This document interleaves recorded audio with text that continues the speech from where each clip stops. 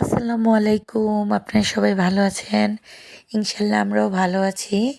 আজকে আমি একদম দেশি হাঁস নিয়ে চলে আসলাম আপনাদের মাঝে।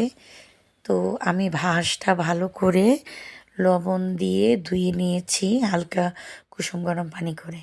তো এখানে আমি কয়েকটা এলাচ দিয়ে দিচ্ছি, সাথে 2টা তেজপাতা, তার সাথে আদা রসুন পেস্ট 3 টেবিল চামচ, তার সাথে দিয়ে দিয়েছি এখন লবণ পরিমাণ মতো, আপনি আপনার স্বাদ মতো দিবেন।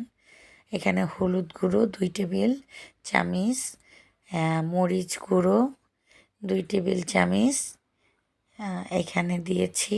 সাথে হচ্ছে আরও দিবে হচ্ছে মরিচ মরিচ বাটা, কাঁচা মরিচ বাটা এটা হয়েছে। আর সাথে আমি নিব পেঁয়াজ, ধনিয়া পাতা বাটা, দুটো একসাথে বাটা যেন কালারটা সুন্দর সবুজ আসে এজন্য। আর সাথে আমি দিলাম এখানে নারকেলের পেস্টটা দিলে খুবই মজা হয়। আর এখানে দিলাম সয়াবিন তেল। তো আমার খুবই ঠান্ডা লাগছে, আমি ভয়েস দিতে পারছি না, আটকে আটকে যাচ্ছে, তারপর আমি দিচ্ছি। আশা করি সবার ভালো লাগবে।